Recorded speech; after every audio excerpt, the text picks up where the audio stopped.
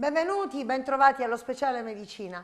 E allora siamo in pieno inverno, è arrivato il freddo, arrivano il virus dell'influenza, ormai lo conosciamo un po' tutti, ma non tutti abbiamo imparato a vaccinarci. Non è tardi perché in Sicilia, lo sapete, la meteorologia, malgrado i cambiamenti climatici, ha un andamento un po' più differente rispetto agli altri centri della nazione, per cui da noi l'influenza arriva con un po' di ritardo e quindi possiamo realmente vaccinarci fino al mese di febbraio, ma non dobbiamo arrivare a febbraio, vacciniamoci adesso che è gennaio. E poi abbiamo parlato di questo virus che arriva dall'Asia, speriamo che si fermi lì dove è nato e che non faccia danno come è stato per il coronavirus, il Covid-19. E comunque quello che voglio dire, gli scienziati addirittura proprio per scongiurare le combinazioni virali dicono vaccinatevi contro il Covid-19 e contro l'influenza insieme. Comunque io non posso obbligare ovviamente nessuno, posso soltanto consigliare, se per il coronavirus non volete vaccinarvi perché ormai è diventato un virus, raffreddore, bla bla bla,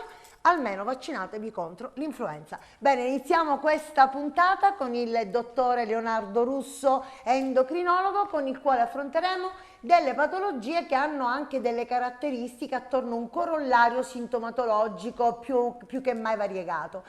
Sono nervosa, sono agitata, sono dimagrita, sono ingrassata, non capisco, non mi concentro, il mal di testa. Ma di che parliamo, dottore Russo? Grazie Simona intanto per il gentile invito. Sì, noi parliamo in questo caso delle malattie endocrine che rientrano all'interno di un gruppo di patologie che interessano una delle ghiandole del nostro organismo, che è la tiroide. La tiroide è una ghiandola molto importante, seppur molto piccola, è una ghiandola che regola tante attività del nostro organismo, posizionata nella regione anteriore del nostro collo, ed è una ghiandola che, producendo delle sostanze che noi definiamo ormoni tiroidei, regola le attività di tutto il nostro organismo, e quando la tiroide funziona male, quando la tiroide funziona di più o quando la tiroide funziona di meno, è responsabile di tutto un corteo, di tutto un corollario di sintomi e di problematiche cliniche che portano poi il paziente o dal medico curante o dallo specialista, che poi dovrà individuare qual è la problematica e vestire al meglio la terapia per il nostro paziente. Non mi fai da te sicuramente. Ma sono leggende metropolitane dire sono ingrassata a causa della tiroide o sono dimagrita a causa della tiroide come ghiandola non funzionante o iperfunzionante? Allora, sul dimagrire devo dire che le malattie della tiroide che danno un eccesso di funzione della tiroide, che danno una tireotossicosi, che fanno funzionare di più la tiroide, sono sicuramente delle malattie in grado di far perdere peso ai nostri pazienti, per cui quando un soggetto ha una condizione di eccesso funzionale della tiroide, molto spesso anche di tipo brusco come nelle tiraopatie autoimmuni iperfunzionanti, uno dei sintomi, una delle problematiche cliniche che il paziente lamenta è proprio la perdita del peso. Sull'incremento del peso lì dobbiamo sfatare un pochettino un mito. L'ipotiroidismo in grado di determinare un effetto negativo sul peso deve essere un ipotiroidismo molto marcato, molto evidente. L'ipotiroidismo subclinico, che è quello che noi generalmente ne vediamo, non è sicuramente in grado di determinare un effetto notevole sul peso, seppur è chiaro che gli ormoni tiroidei, regolando l'attività metabolica del nostro organismo, sicuramente se sono leggermente inferiori rispetto alla quantità normale possono minimamente agevolare l'incremento del peso. Allora, dottore Russo, vogliamo un chiarimento laboratoristicamente, no? Una volta eravamo abituati, conoscevamo T3 e T4, gli ormoni tiroidei, poi sono diventate frazioni quelle da andare a studiare, FT3 e FT4, poi conosciamo anche il TSH, che forse non è prodotto dalla tiroide, abbiamo un po' di confusione. Di fatto, chiedere tutti questi esami è corretto o bastano soltanto 2 di questi per capire se sono in ipo o in ipertiroidismo? Allora, il primo esame che noi dovremmo fare quando andiamo a indagare la funzione della tiroide dovrebbe essere il TSH. Come dicevi, il TSH non è un ormone prodotto dalla tiroide, bensì il TSH è prodotto da una ghiandola che noi abbiamo alla base della nostra testa, che è l'ipofisi. L'ipofisi è una centralina che regola poi tutte le ghiandole periferiche del nostro organismo, nello specifico regola la tiroide producendo questo ormone, la tireotropina, che agisce poi stimolando la funzione della tiroide, ed è il primo ormone che si altera quando la tiroide funziona o poco, e in quel caso noi vediamo innalzare il TSH, perché il TSH, essendo uno stimolatore della funzione della tiroide, se la tiroide funziona di meno, conseguentemente deve aumentare. Se invece la tiroide tende a funzionare di più per una patologia che autonomamente determina un eccesso di funzione della tiroide, vediamo invece il TSH abbassarsi. Per cui il primo esame che noi dovremmo fare dal punto di vista della correttezza diagnostica e anche per impattare quanto meno possibile sulla spesa sanitaria dovrebbe essere il cosiddetto TSH reflex, che poi, se alterato, dovrebbe essere correlato all'esecuzione di un altro esame che è l'FT4, la frazione libera dell'AT4, che non è altro che quell'ormone prevalentemente prodotto dalla tiroide che deve essere valutato secondariamente quando il TSH è alterato. Solo in particolarissime patologie, che sono quelle patologie che sono primitivamente dell'ipofisi, malattie molto rare che sono correlate al malfunzionamento dell'ipofisi, ha un senso andare a valutare entrambe le tropine o solo l'FT4 nel caso in cui la dell'ipofisi funzioni poco, e quindi noi dobbiamo andare a monitorare un'eventuale terapia che noi facciamo quando c'è un ipotiroidismo centrale. E allora, una penultima domanda sulla tiroide. Noi sappiamo che esistono degli anticorpi che sono prodotti da noi stessi che diventano, anziché i guerrieri verso l'estraneo, i guerrieri contro noi stessi, quindi gli autoanticorpi, e distruggono la tiroide in determinate malattie, o perlomeno con il loro picchettamento ci provano nel corso del tempo che hanno a disposizione per farlo. Ora, quando noi laboratoristicamente andiamo a scoprire una malattia autoimmune dove c'è un rialzo di questi autoanticorpi contro la tiroide, è un esame che dobbiamo ripetere sempre, visto il costo, dottore Russo, a parte chi ha l'esenzione e magari non paga questo genere di esami, però vogliamo capire se ci sono questi anticorpi, vale la pena doverli dosare continuativamente? La risposta è no. Gli anticorpi sono degli esami, nello specifico per quanto riguarda la tiroidite di Hashimoto, sono quegli esami anticorpi antitireoperossidasi e antitireoglobulina, sono quegli esami che ci permettono di confermare, di avvalorare l'ipotesi che ci sia una malattia autoimmune organo specifica. Voglio specificare questo perché la tiroidite è una malattia che colpisce, una malattia autoimmune che colpisce solo il singolo organo, per cui gli anticorpi ci danno un'indicazione specifica in tal senso. Sono quegli esami che ci permettono di fare diagnosi. Ripetere periodicamente il dosaggio degli anticorpi non ha senso. Avvilisce soltanto forse? E impatta sulla spesa sanitaria certo, sicuramente, certo. E avvilisce perché un soggetto che si vede cambiare gli anticorpi non li interpreta bene e può anche preoccuparsi in tal senso. Per cui effettivamente fare un dosaggio seriato degli anticorpi non ha assolutamente senso, a meno che noi andiamo a valutare un particolare tipo degli anticorpi della tiroide, che sono gli anticorpi antirecettore del TSH, che sono quegli anticorpi che noi andiamo a valutare nella forma di infiammazione, di autoimmunità che è presente nella tiroide che funziona di più, nella tiroidite iperfunzionante, nel morbo di Basedov-Graves, dove l'anticorpo antirecettore del TSH viene seguito anche come titolo anticorpale per capire se la patologia tende ad una graduale regressione, a un graduale spegnimento dell'eccesso di funzione della tiroide. Allora, molto spesso noi siamo portati a dire in Sicilia: ma noi perché dovremmo soffrire con la tiroide visto che abbiamo il mare è ricco di iodio? Io credo che anche questa sia una leggenda metropolitana, no? Anche questo è così. Noi per far funzionare la nostra tiroide utilizziamo lo iodio organico, quindi lo iodio non che respiriamo ma quello che noi mangiamo, ed è proprio per questo che è stata individuata a livello nazionale una necessità e un'opportunità che è quello di iodinare tutti gli alimenti che chiaramente noi abbiamo la possibilità di andare a supplementare, e soprattutto il sale iodato, che è quell'alimento che noi utilizziamo nelle nostre tavole, quel substrato che noi utilizziamo nelle nostre tavole, che ci permette di avere un giusto apporto iodico e di effettuare un'attività di tipo preventivo. Questo sicuramente per noi è un elemento estremamente importante. Allora, lei ha citato morbo di Basedov-Graves oppure tiroidite autoimmune di Hashimoto. Si guarisce da queste patologie della tiroide? Dalla tiroidite di Hashimoto chiaramente non si guarisce. La tiroidite di Hashimoto è una malattia cronica, proprio per questo infatti è una malattia in cui viene individuata un'esenzione che ci permette poi di seguire e di monitorare qualora sia necessario anche la terapia suppletiva dal punto di vista ormonale nei nostri pazienti e controllare nel tempo se la tiroide è anche associata in quel caso alla presenza di noduli o meno, ed è chiaro che questa patologia è una patologia cronica di cui non si guarisce. Per quanto riguarda invece il morbo di base, dove è una patologia in cui si può, tra virgolette, arrivare ad una remissione dall'eccesso di funzione della tiroide, dall'ipertiroidismo, ma non va via l'autoimmunità. Anche questo è un altro elemento che va segnalato: la malattia è sempre una malattia cronica che va comunque periodicamente monitorata. Allora, l'endocrinologo non si occupa solo delle malattie della tiroide, ma si occupa anche di obesità. Dall'obesità, diabete, è probabile, no? È una delle cause a venire, cardiopatie, eccetera. Ecco, l'obesità, dove centriamo noi il ruolo dell'endocrinologo in questo purtroppo capitolo triste, ma a me tanto presente soprattutto nei giovani? Sì, diciamo che noi il ruolo dell'endocrinologo è il ruolo principale nell'ambito della gestione di questo fenomeno, di questa pandemia che è l'obesità.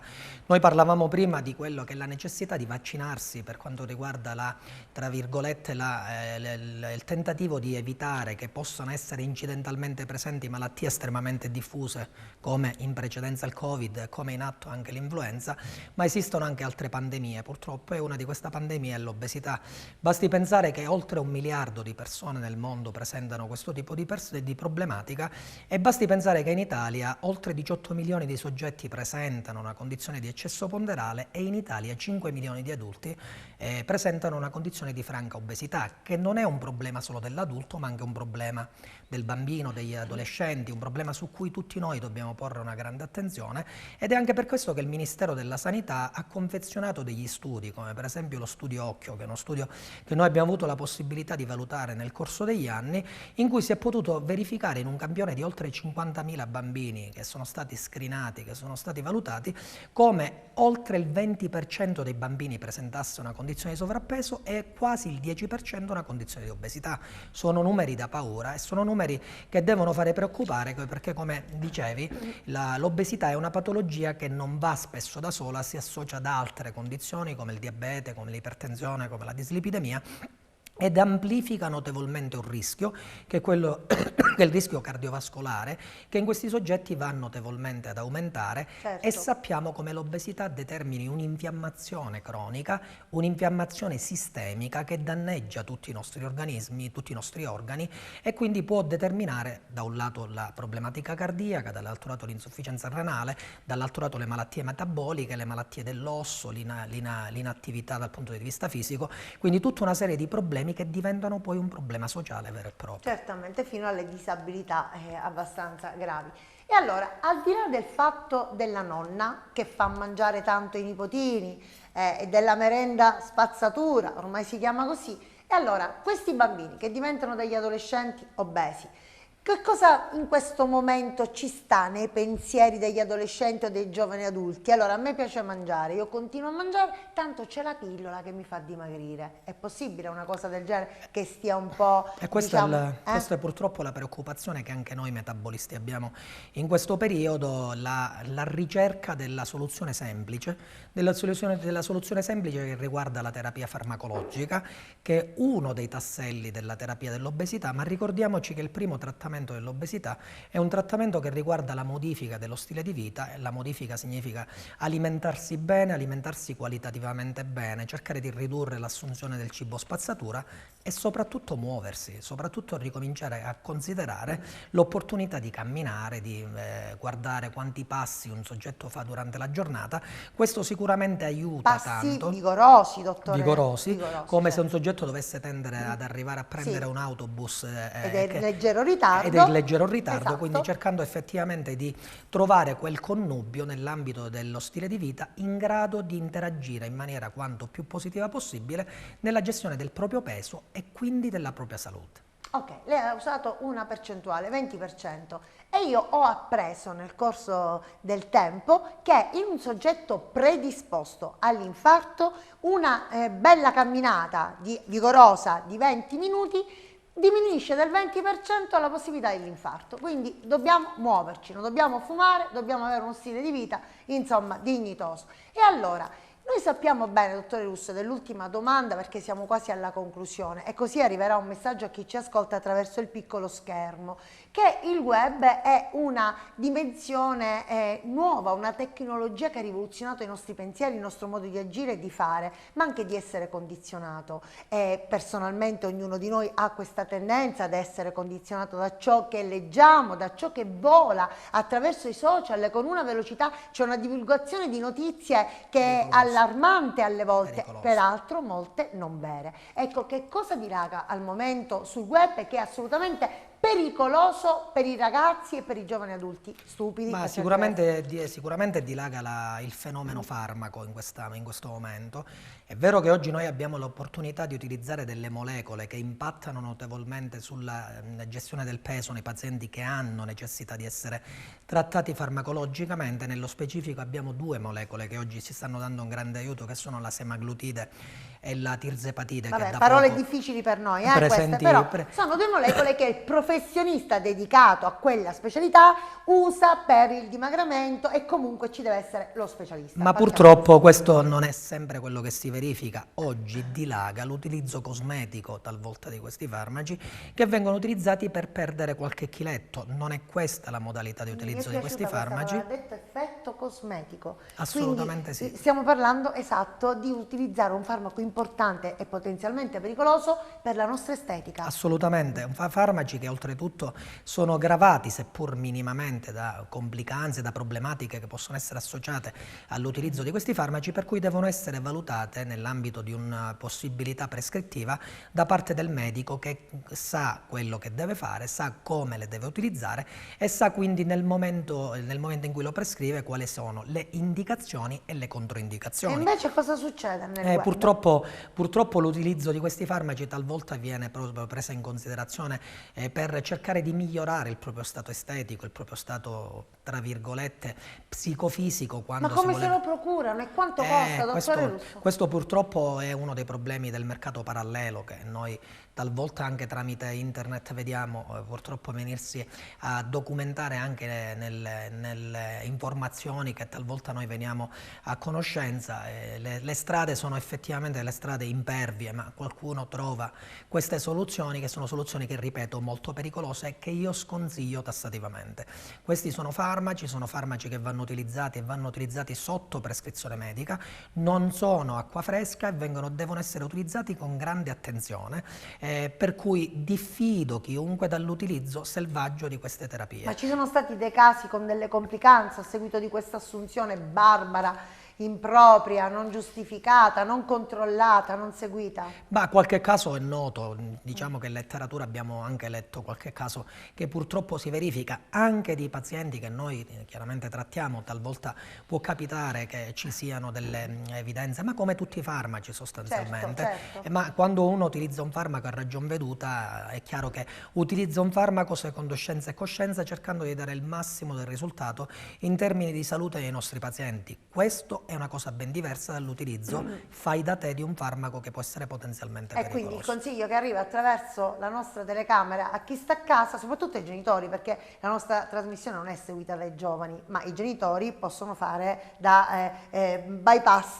no? Per poter dare un messaggio. Assolutamente stiamo attenti ai nostri figli, soprattutto se li vediamo mangiare più o meno allo stesso modo e dimagrire, e cerchiamo di capire cosa accade. Stanno troppo tempo al computer, ecco, dobbiamo stare magari facciamo tenere un po' meno acceso il computer o lo smartphone, cerchiamo di far capire ai nostri ragazzi che è importante fare attività fisica, che è importante seguire delle corrette impostazioni alimentari, gestire meglio la propria salute fisica e psicologica e non pensare che il farmaco sia la soluzione. La soluzione sta nella nostra motivazione, nella volontà di trovare quella soluzione che permette di avere dei risultati stabili. Ecco, sì. Allora, dottore Russo, e poi diciamolo pure, non è il nostro collega dottor Google che deve dire come ci dobbiamo comportare, sono i professionisti che bisogna consultare per le cose adeguate che riguardano la nostra salute, è giusto? E poi me lo lasci dire. E poi hanno paura di un vaccino. Prendono i farmaci senza capire il perché e il come, con i rischi che comportano questi farmaci, però non vogliono fare i vaccini. Cioè, Simona, dobbiamo far capire ai nostri pazienti, alle persone che ci seguono, che il medico è una figura di riferimento che serve ad aiutare i pazienti, le persone a gestire il proprio stato di salute. Noi siamo qui pronti ad aiutare le persone che hanno bisogno. Diffidiamo chiunque dall'utilizzo di farmaci che vengono utilizzati senza una adeguata istruzione, senza un'adeguata comprensione di ciò che viene effettuato. E questo non riguarda solo il fenomeno obesità, riguarda qualsiasi cosa, dall'utilizzo incongruo anche nelle palestre, in altri tipi di contesti. Ormoni, eccetera, Noi abbiamo un obbligo etico di far capire ai ragazzi, di far capire alle persone che i farmaci sono farmaci e hanno effetti e controindicazioni. Grazie dottore Russo. Che dirvi, mi auguro che questo messaggio sia arrivato, ma soprattutto mi rivolgo ai genitori di figli che adesso diviene un po' difficile seguire, perché con i cellulari, con il computer, forse molto meno il computer, a questo punto si fa tutto col cellulare, dobbiamo stare molto molto attenti, perché non si può dimagrire così senza l'aiuto di un medico che ci guidi e che tuteli anzitutto la nostra salute, che significa alla fine la nostra vita. Grazie e alla prossima puntata. Ciao ciao!